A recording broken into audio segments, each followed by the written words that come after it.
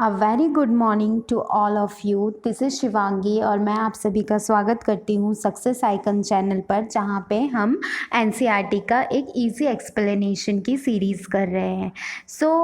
चलिए स्टार्ट करते हैं। जैसा कि हमने अभी शुरू किया है 9th क्लास की ज्योग्राफी, जिसका फर्स्ट चैप्टर हम कर चुके हैं और आज मैं आपको सेकंड चैप्टर का एक्सप्लेनेशन बताऊंगी। ठीक है, आई होप आप सभी को पसंद आएगा और प्लीज़ मेरे चैनल को लाइक शेयर एंड सब्सक्राइब ज़रूर कीजिएगा। तो चलिए स्टार्ट करते हैं। Chapter number 2, physical features of India.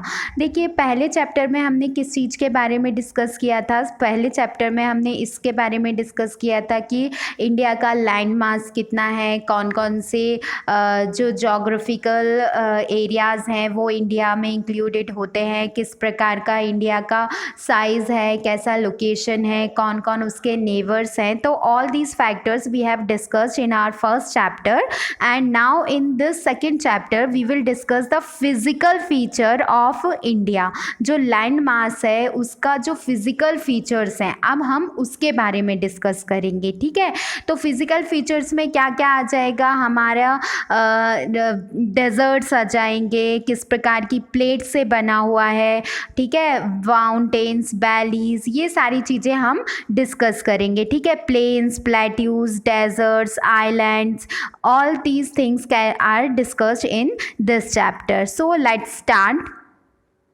देखो, firstly we find different types of rocks. Some are very hard like marble which can be used for making Taj Mahal and some are very soft like soap stone which are use in making talcum powder. See हम जब किसी भी, देखो, जब हम धरती है तो जो धरती है वो काय से बनी हुई है? Different types of stones, different types of material से बनी हुई है। ठीक है, और हमारी जो धरती है उसके अंदर अलग अलग प्रकार की पत्थर पाए जाते हैं, अलग अलग प्रकार की मिट्टी पाई जाती है। जैसे कि एक हार्ड पत्थर होता है जिससे मार्बल, जिससे कि ताजमहल बना है। ठीक है, और बहुत सॉफ्ट पत्थर भी होते हैं जैसे टैल्कम का जो पत्थर होता है उससे सोप, स्टोन, ये सारी चीज़ें बनती हैं। ठीक है, तो डिफरेंट टाइप, मतलब एक हार्ड से hard material as well as soft से सॉफ्ट मटेरियल का कंपोजिशन ही किसको बनाता है? एक अर्थ को बनाता है पूरी।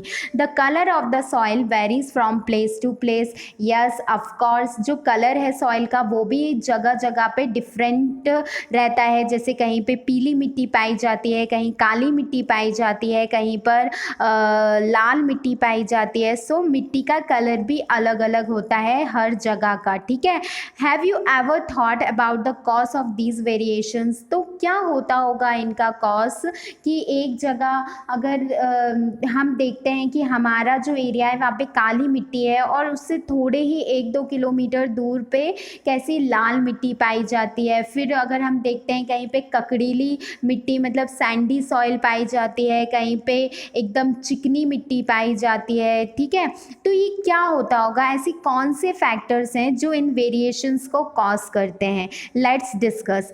India is a large land mass formed during the different, आपको देखो ये दिख रहा होगा, India is a large land mass formed during the different geological period which has influenced her relief. Besides geological formations, a number of processes such as weathering, erosion, and depositions have created and modified the relief to its present form. See, हमने देखा था कि India एक बहुत बड़ा land mass है जो कि कहाँ पे लोकेटेड है? एशिया में लोकेटेड है। ठीक है, एशिया कॉन्टिनेंट में लोकेटेड है। अब ये किस वजह से फॉर्म हुआ है? डिफरेंट जो जियोलॉजिकल पीरियड्स है ना, उनसे ये हमारा जो लैंड स्ट्रक्चर है ये बना हुआ है। जो हमारा लैंड कंपोजिशन है ये डिफरेंट जो जियोलॉजिकल पीरियड, वैदरिंग, इरोशन, है ना, अलग अलग प्रकार की वायु, अलग अलग प्रकार के मौसम, सॉइल का इरोशन, फिर हवा हवाएं, ये सारी चीज़ें मिलके क्या बनाती हैं, उधर की वातावरण को, जो उधर का वातावरण होता है एक पर्टिकुलर प्लेस का, वो वहाँ का क्या डिटरमाइन करता है, वहाँ के जियोलॉजिकल कंडीशन, वहाँ का जो मिट्टी और पत्थर किस प्रकार के पाए जाएंगे उसको डिफाइन करता है, उधर के लैंडमार्क्स को डिफाइन करता है वहाँ का जलवायु सिस्टम। ठीक है। Earth scientist have attempted to explain the formation of physical features with the help of some theories based on certain evidences. One such plausible theory is the theory of plate tectonics. अब देखो, जो सबसे पहले एक बहुत important जो point होता है जब हम ज्योग्राफी स्टार्ट करते हैं पढ़ना डिटेल में, एक थ्योरी होती है theory of plate tectonics. It is very important theory जो कि हमें काय के बारे में बताती है, अर्थ का जो ओरिजिन है वो कैसे हुआ इसके बारे में बताती है।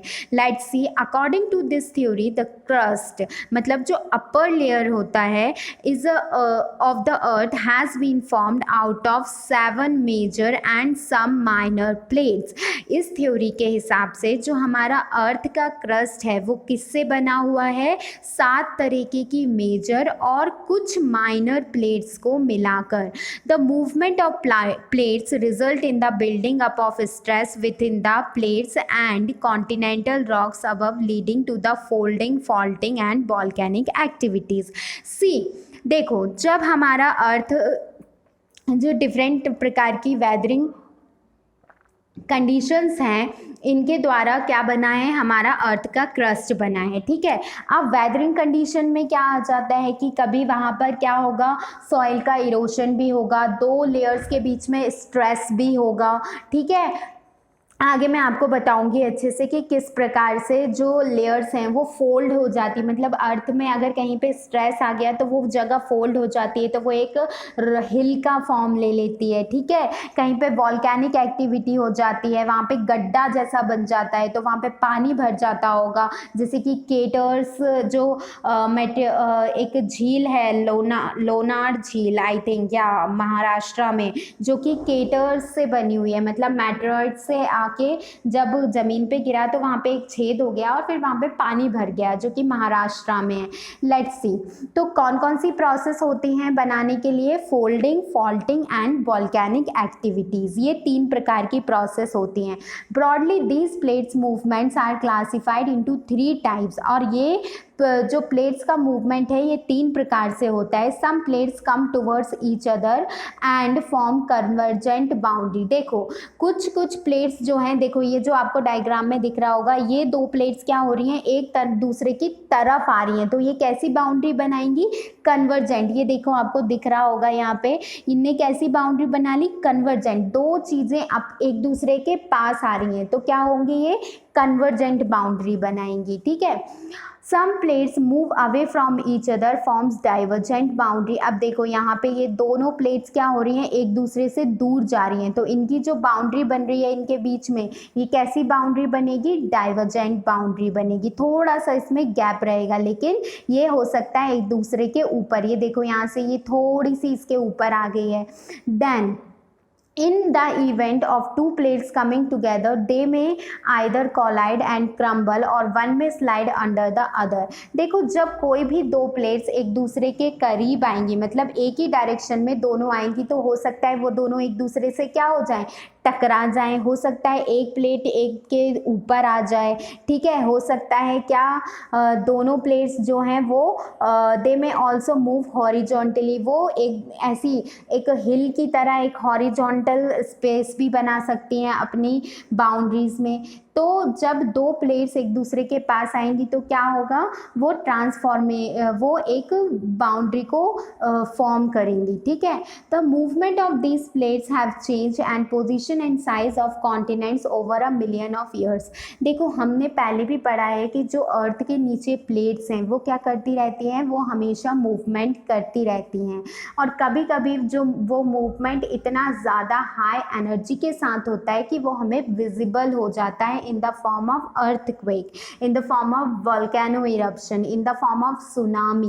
ठीक है। लेकिन जब नॉर्मली वो मूवमेंट करती रहती हैं तो इससे क्या होता है, जो कॉन्टिनेंट्स का जो साइज साइज है और जो पोजीशन है वो क्या होता रहता है, धीरे धीरे चेंज होता रहता है। Such movements are also influence the evolution of the present landform features relief of India. और यही जो मूवमेंट्स और यही जो चेंजेस हैं, इनकी वजह से ही जो लैंडफॉर्म फीचर्स हैं वो चेंज होते रहते हैं। Most of the volcanoes and earthquakes in the world are located at the plate margin but some occurs within the plate. देखो, जो वोल्केनोज और जो अर्थक्वेक आते हैं वो हमेशा प्लेट मार्जिन पे आते हैं, ये किनारे की जगह पर आते हैं। जब दो प्लेट्स एक दूसरे से टकराती हैं तो कभी कभी उनका कोलिशन इतना हाई हो जाता है कि वो वॉल्केनिक इरप्शन हो जाता है या फिर अर्थक्वेक हो जाता है। तो लेकिन ज़्यादातर कहाँ पर होती है, एडजस्ट पे, लेकिन कभी कभी जो प्लेट्स हैं उनके बीच में भी हो जाता है। Let's C, the old landmass was the part of Gondwana land and the Gondwana include India, Australia, South Africa and South America as one single landmass। देखो, अब मैंने आपको बताया था कि जो अर्थ है वो किसकी वजह से फॉर्म हुआ है, ये टेक्टोनिक एक्टिविटीज़ जो हुई है अर्थ की प्लेट्स की, इनकी वजह से फॉर्म हुआ है। तो अब इनका जो एक लैंड मास है, जो सबसे पुराना लैंड मास फॉर्म किया गया था इन प्लेट्स के द्वारा, उसको हम कौन सा लैंड बोलते हैं, गोंडवाना लैंड बोलते हैं। ठीक है, गोंडवाना लैंड में क्या क्या इंक्लूड होता है, India, Australia, south Africa and south America. जो नीचे वाला पार्ट है, सी मैं आपको ये मैप में बताती हूँ, जो नीचे वाला पार्ट होगा ना, जो नीचे वाला पार्ट होगा वो कहाँ क्या फॉर्म करेगा, ऑस्ट्रेलिया, साउथ अफ्रीका, अमेरिका, एक सिंगल लैंड मास, जिसको हम कौन सा लैंड बोलते हैं, गोंडवाना लैंड बोलते हैं। ठीक है, the conventional current splits the crust into number of pieces and thus leading to a drifting of Indo Australian plane after being separated from the Gondwana land. और जो कन्वेंशनल करंट होता है वो स्प्लिट कर देता है क्रस्ट को इनटू नंबर ऑफ पीसेस, मतलब छोटे छोटे पीसेस में कन्वर्ट कर देता है, leading to drift of Indo Australian plates after being separated from the Gondwana land. अब जो इंडो ऑस्ट्रेलियन प्लेट है उसने क्या किया, अपने आप को धीरे धीरे ड्रिफ्टिंग की वजह से अपने आप को सेपरेट कर लिया from the Gondwana land towards the north. ठीक है, northward drift resulted in the collision of the plates with the much larger Eurasian plates. Due to this collision the sedimentary rocks which were accumulated in geosyncline known as pits were folded to form mountain system of Western Asia and Himalaya। देखो, अब हमने देखा कि जो Gondwana land है उसमें कौन कौन से पार्ट इंक्लूड हो जाते हैं, America, south America, Australia, India और अफ्रीका का पार्ट क्या हो जाता है, इंक्लूड होता है। लेकिन जो ड्रिफ्ट मूवमेंट होता है, हमने क्या देखा कि जो प्लेट्स हैं वो क्या करती हैं, धीरे धीरे मूवमेंट करती रहती हैं।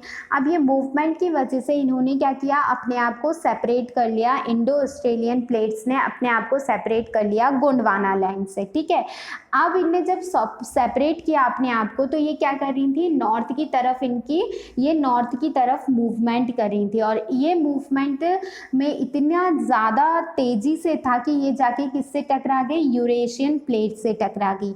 जब ये यूरेशियन प्लेट से टकराई तो वहाँ पे एक एक्यूमुलेशन हुआ जियोसिंक्लाइन नोन एज तित्स का फॉर्मेशन हुआ और वो फोल्ड हो गए in the system of mountain of Himalayan mountain system में वो जो रॉक्स हैं वो फॉर्म हो गए। इसीलिए जो हिमालय है वो हमारा यंग फोल्ड माउंटेन है। ठीक है, in the southern part of the ancient super continent Pangaea with the अंगारा land in the northern part. देखो, जो सदर्न पार्ट है ancient super continent Pangaea with the अंगारा land in the northern part. The Himalayan uplift of the Tits Sea is the subsidence of the northern flank of the peninsular plateau, resulted in the formation of large basin।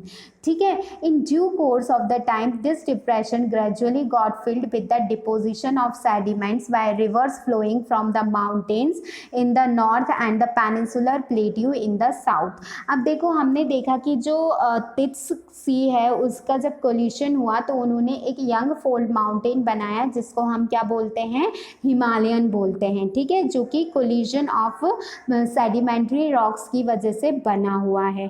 ठीक है, और फिर इसी वजह से जो depression था got filled with the deposition of sediments by the rivers flowing from the mountain। जो डिप्रेशन था, मतलब नीचे जो निचली जगह थी, वो कैसे भर गया? जो सेडिमेंट्स रिवर के द्वारा लाए गए माउंटेन से, और फिर वहाँ पे हमारा क्या बन गया? पेनिनसुलर प्लेट्यू बन गया साउथ में।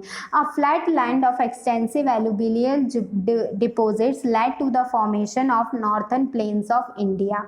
और एलुवियल डिपोजिट्स ने क्या बनाया? हमारा नॉर्दर्न प्लेन्स ऑफ इंडिया। और जो सेडिमेंट्स आए रिवर के साथ, उनने डिपॉजिट करके भी क्या बनाया? हमारा southern peninsular plateau. The land of India displace great physical variation geologically. The peninsular plateau consists one of the ancient landmass on the earth surface. देखो, आपने देखा कि पहले तो हमने ये देख लिया कि किस प्रकार से जो इंडिया का लैंडमास है वो गोंडवाना लैंड से सेपरेट होके और यूरेशियन प्लेट से जब वो टकराया तो उसने पहले यंगफोल्ड माउंटेन को फॉर्म किया, फिर वहाँ से जो सेडिमेंट्स डिपॉजिट्स आ गए उससे हमारा पेनिनसुलर प्लेट्यू बन गया, ठीक है। और फिर जो फ्लैट एलुवियल जो डिपॉजिट्स से हमारा नॉर्दर्न प्लेन्स बन गया, ठीक है। लेकिन अब देखो, जब अब इससे भी हमें शो होता है कि जो जोग्राफिकल वेरिएशंस हैं हमारे लैंड मास के, वो बहुत ज़्यादा है, ठीक है। The geologically the peninsular plateau constitutes one of the ancient landmass on the earth surface. जो पेनिनसुलर प्लेट्यू है, एक ये सबसे पुराना जो लैंड मास है उसका एक पार्ट है, ठीक है। It was suppose to be one of the most stable land block. ये सबसे ज़्यादा स्टेबल लैंड ब्लॉक है, ये ओल्डर, सबसे ज़्यादा ओल्डर लैंड मास है, ठीक है। It was suppose to be one of the most stable land block. The Himalayas and the northern plains are most recent land forms, ठीक है। और जो हमारा हिमालय और नॉर्दर्न प्लेन्स है, ये नया नया लैंड फॉर्म है, लेकिन जो पेनिनसुलर प्लेट्यू है, it is the form of old land, ठीक है। From the viewpoint of geology, Himalayan mountains forms an unstable zone. The whole mountain system of Himalaya represents a very youthful topography with high peaks, deep valleys and flat flowing rivers. The northern plains are formed of alluvial soil. See, हम पहले भी मैं आपको बता दिया है कि जो हमारा हिमालय है वो अभी अभी बना है, ठीक है। काफ़ी यंग टोपोग्राफी है हमारे नॉर्दर्न प्लेन्स की, ठीक है। और काफ़ी जो रॉक हैं वो बहुत ही ज़्यादा सॉफ्ट हैं, ठीक है। इसलिए हिमालयन क्या है, बहुत ही ज़्यादा यंग फोल्ड माउंटेन की कैटेगरीज में आता है, जिसमें क्या है, हाई पीक्स हैं, डीप वैलीज हैं, फास्ट फ्लोइंग रिवर्स हैं। और जो नॉर्दर्न प्लेन्स है वो ज़्यादातर कैसे बना हुआ है? एलुवियल डिपोजिट्स से। The peninsular plateau is compose of igneous and metamorphic rocks with gently rising hills and wide valleys. और हम अगर देखो, हमने हिमालय की बात की तो ये काफ़ी यंग रॉक्स को रखता है अपने पास, सेडिमेंट्री रॉक्स को, ठीक है। लेकिन जो हमारा पेनिनसुलर प्लेट्यू है, यहाँ पे इग्नियस और मेटामॉर्फिक रॉक्स पाई जाती हैं, हाई राइजिंग हिल्स हैं, बहुत बड़े बड़े वाइड वैलीज हैं, ठीक है।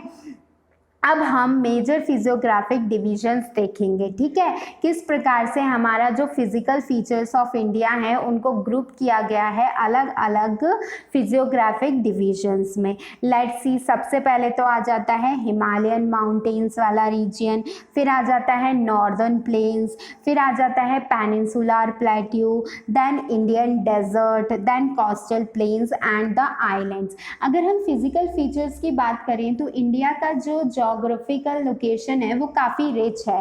We have mountains, we have islands, we have coastal regions, ठीक है, we have peninsular plateau and we have desert also. So we have a very much diversity in land mass also, ठीक है। तो इस वजह से ये काफ़ी रिच फिजियोग्राफिक डिवीजन है हमारे इंडिया का। सी देखो, अगर हम देखें ये जो मैप है, इसमें अगर आप देखेंगे अच्छे से, लेट्स सी, इसको छोटा कर लेते हैं थोड़ा ताकि ये पूरा दिखे। ये देखो, ये ऊपर वाला जो पार्ट है ये क्या है? ये हिमालय, ये जो डार्क दिख रहा है ये हिमालयन रीजन है। फिर यहाँ पे ये ग्रेट इंडियन डेजर्ट, मतलब कि रेगिस्तान भी है हमारे पास, पहाड़ भी हैं बड़े बड़े, हमारे पास समुद्र का किनारा भी है, ठीक है। और हमारे पास छोटे छोटे आइलैंड्स भी है। तो ये काफ़ी रिच डाइवर्सिटी डाइवर्सिटी करता है in terms of physiographic division. ठीक है, चलो अब हम देखते हैं कि किस प्रकार से इनको डिवाइड किया गया है। सबसे पहले हम पढ़ेंगे द हिमालयंस के बारे में। Himalayans, the Himalayas geologically young and structurally fold mountain stretch over northern borders of India. These mountain ranges run in west east direction from the Indus to Brahmaputra. See, Himalaya जो है मैंने अभी आपको बताया कि ये किस वजह से फॉर्म हुआ है, जब Indo Australian plate Gondwana land से सेपरेट हुई तो वो किससे टकराई, यूरेशियन प्लेट से टकराई और वहाँ पिट्स फॉर्म हुआ जिससे कि एक यंग जो रॉक्स हैं वो फोल्ड हो गई और उन्होंने क्या बनाया, हिमालय बनाया। ठीक है, ये स्ट्रक्चरली फोल्ड माउंटेन है। द रॉक के जो प्लेट्स हैं उनके फोल्ड होने की वजह से ये माउंटेन फॉर्म हुआ है और ये किस बॉर्डर पर है, नॉर्थ ईस्टर्न बॉर्डर पर है इंडिया के। ये देखो ये दिख रहा है, ये जो बॉर्डर है मैं आपको उससे बता देती हूँ। ये देखो ये जो बॉर्डर है ना, यहाँ से ये हमारा क्या होता आ जाता है, ये हमारा है हिमालयन। ठीक है, नॉर्थ से लेके पूरा ईस्ट यहाँ तक हमारा क्या कवर करता है, हिमालय को कवर करता है। ठीक है, अब देखो geologically young and structurally fold mountain stretch over northern borders of India. The mountain ranges run in the west east direction from the Indus to Brahmaputra. ये कहाँ से कहाँ तक हैं, इंडस रिवर से लेके ब्रह्मपुत्रा रिवर तक। ठीक है, इंडस रिवर कहाँ है, ये देखो इंडस रिवर ये है और यहाँ से लेके ये ब्रह्मपुत्रा रिवर तक कहाँ, देखो ये दिख रहा है यहाँ पे, ये ब्रह्मपुत्रा रिवर है और ये इंडस रिवर है। यहाँ से लेके यहाँ तक ये पूरा हमारा किसको कवर करता है, हिमालयन कवर करता है। The Himalayas represents the loftiest and one of the most rugged mountain barriers of the world. देखो ये एक तरीके से एक बैरियर है जो कि आउटसाइडर इंट्रूडर्स को इंडिया में एंटर करने से एक प्रकार से रोकता है। ठीक है, ये हमारा गार्जियन भी कह सकते हैं हम इसको। ठीक है, एक नेचुरल गार्जियन के रूप में ये हमारी हेल्प करता है। They form an arc which covers a distance of about 2400 kilometres. ये कितना डिस्टेंस कवर करता है, 2400 kilometre with the width varies from 400 kilometres in Kashmir to 150 kilometres in Andhra Pradesh. देखो जो इसकी विड्थ है वो भी वेरी करती है प्लेस टू प्लेस। इसकी जो विड्थ है ये 400 किलोमीटर कश्मीर में है, तो यहाँ पर इसकी सिर्फ कितनी किलोमीटर्स है, 150 किलोमीटर्स है। कहाँ पर, हमारी अरुणाचल प्रदेश एरिया में। The altitudinal variation are greater in the eastern half than those in the western half. लेकिन जो एल्टीट्यूड्स हैं मतलब जो हाइट है वो ज़्यादा कहाँ पर है, ईस्टर्न पार्ट में as compare to western region. मतलब कि जो हाइट है वो यहाँ ज़्यादा है as compare to this area.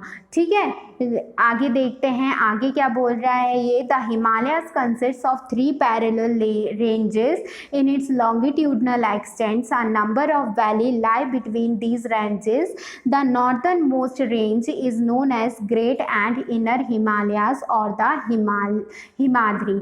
अब देखो इसको जो हिमालय है इसको हमने कितनी रेंजेस में डिवाइड कर दिया है, बिटवीन 3 पैरेलल रेंजेस में हमने इसको डिवाइड कर दिया है। ठीक है, 3 पैरेलल रेंजेस हैं जिसमें हमने इसको डिवाइड किया है, जिसमें जो सबसे पहली रेंज है नॉर्दर्न मोस्ट रेंज, जिसको हम क्या बोलते हैं, great Himalaya.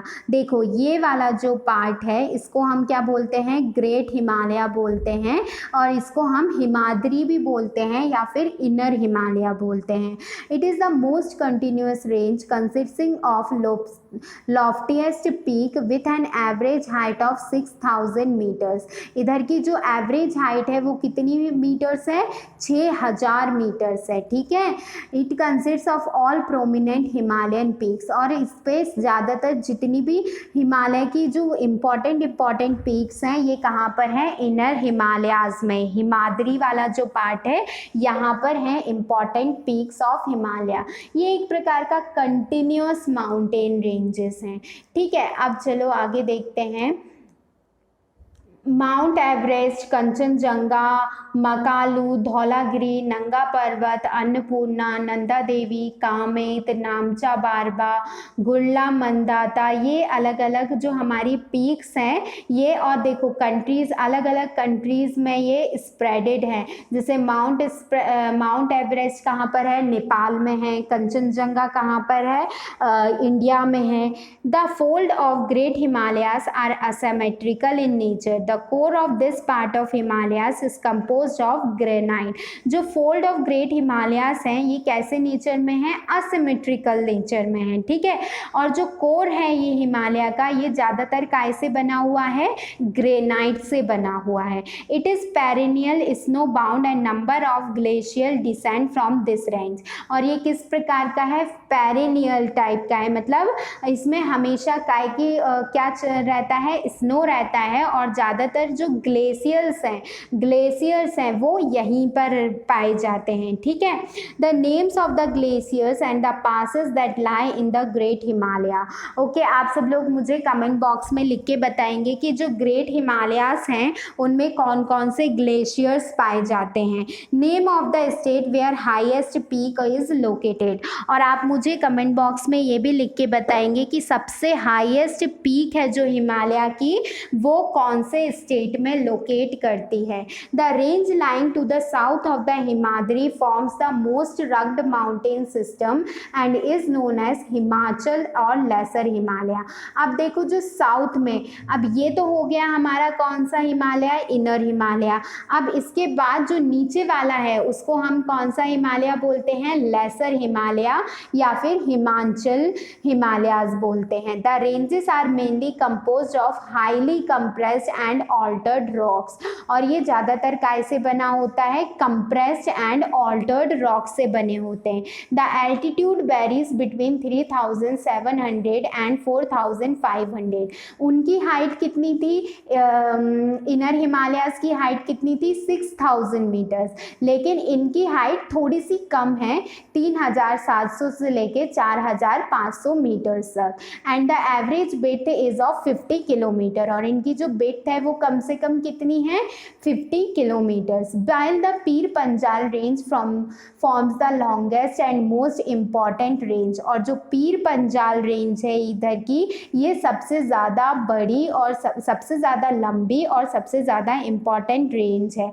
And the Dhauladhar and the Mahabharata ranges are also prominent one, and these ranges consist of the famous valley of Kashmir, Kangra and Kullu Valley. Himachal Pradesh, the region is well known for its hill stations. See, जितनी भी हम पीर Panjal range, Dhauladhar range, Mahabharata range, ये सब कहाँ पर पाई जाती हैं? Laser Himalaya या फिर हिमाचल हिमालय में पाई जाती हैं। और जितनी भी ये हमारी Kashmir valley, Kangra valley, Kullu valley, Himachal Pradesh, ये हिल स्टेशंस हैं, ये हमारे कौन से हिमालय में हैं? लेसर हिमालय में हैं, ठीक है। वेयर वी आर वेयर, मतलब मेजर जो टूरिस्ट स्पॉट्स हैं, जो टूरिस्ट वैलीज़ हैं, वो लेसर हिमालयाज में प्रेजेंट हैं, ठीक है।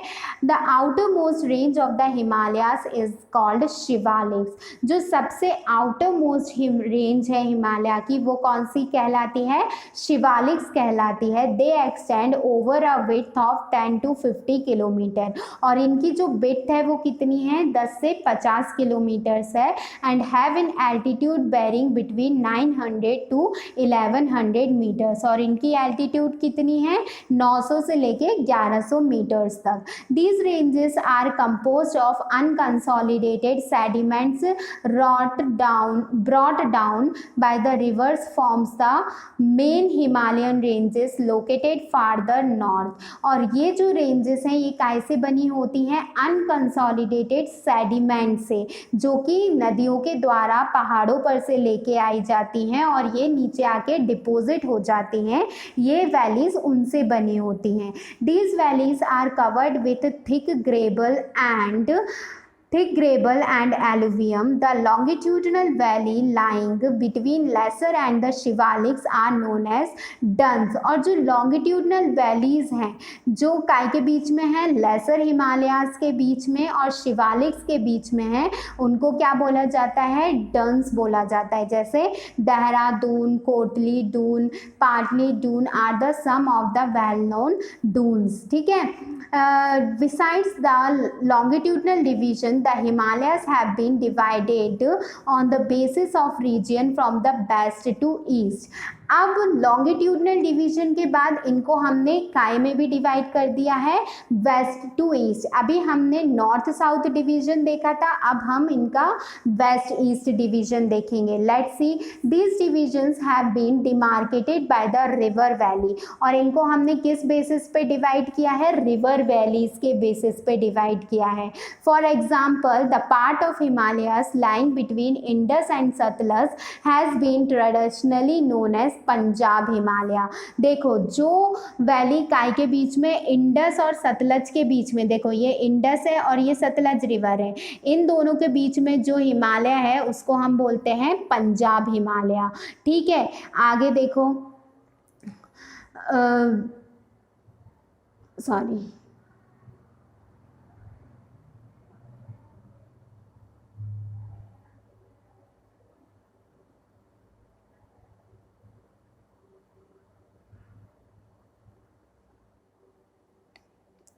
अब देखो, जो इंडस और सतलज रिवर के बीच में जो हिमालय लाई करता है उसको हम कौन सा बोलते हैं, Punjab Himalaya. But it is also known as regionally as Kashmir और Himachal Himalaya.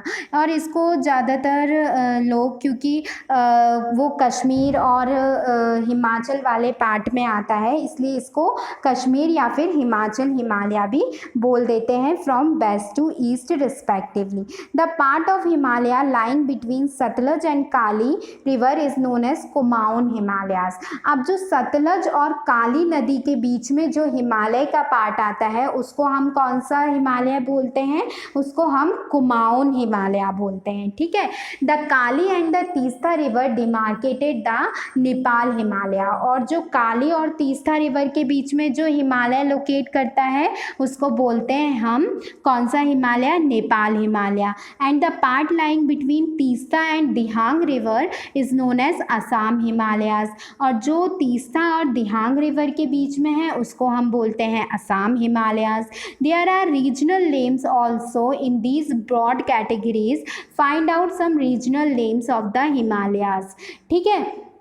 The Brahmaputra marks the easternmost boundaries of the Himalayas beyond Dihang Gorge. और जो ब्रह्मपुत्र है, हमने देखा था जो हिमालय का एक्सटेंड कहाँ से कहाँ तक है, इंडस से लेके ब्रह्मपुत्र रिवर तक. ठीक है.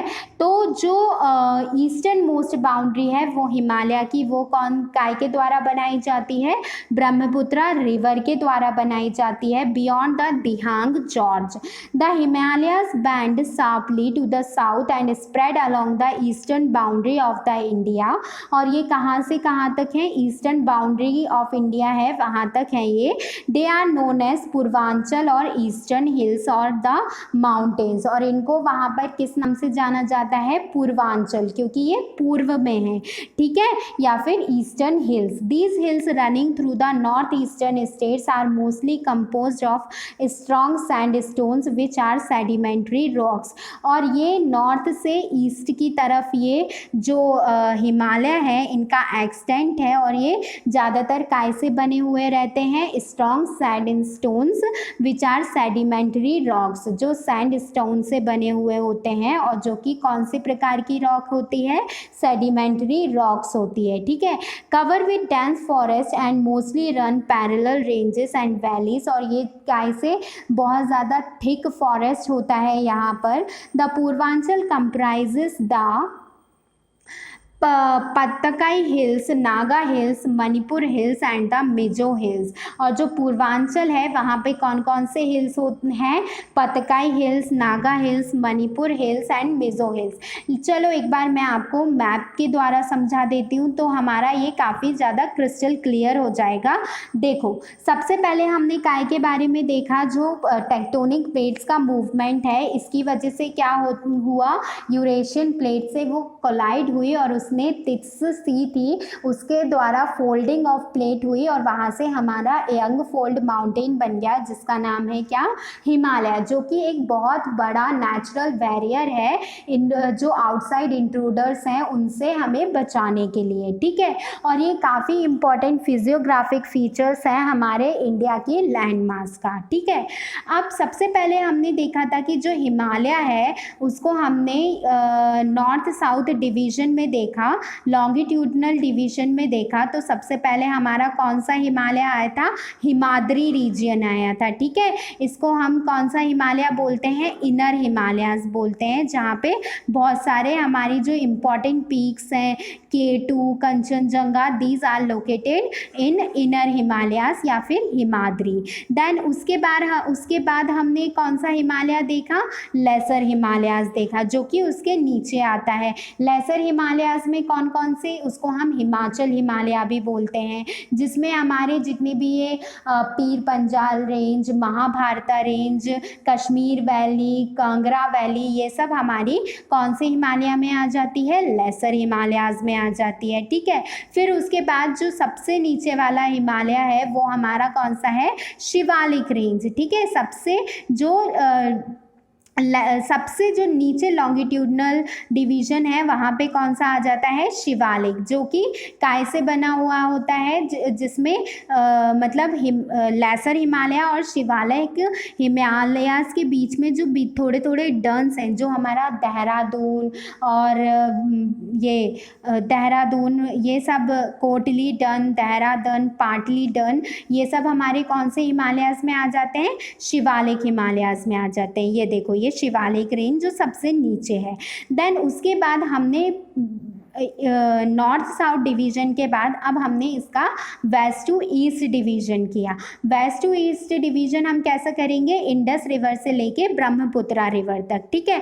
इंडस रिवर और सतलज रिवर के बीच में जो हिमालय है उसको हम कौन सा हिमालय बोलते हैं? पंजाब हिमालय भी बोलते हैं। लेकिन लोकली ये जो रीजन है ये कश्मीर और हिमाचल प्रदेश का रीजन में आता है, इसलिए लोकली लोग इसको कश्मीर या फिर हिमाचल हिमालय भी बोलते हैं, ठीक है। फिर सतलज रिवर से लेके काली रिवर तक के बीच में, देखो काली रिवर कहाँ पर दिख रही है? यहाँ पर। सतलज रिवर से लेके काली रिवर तक के बीच में जो हिमालय है उसको हम कौन सा हिमालय बोलते हैं?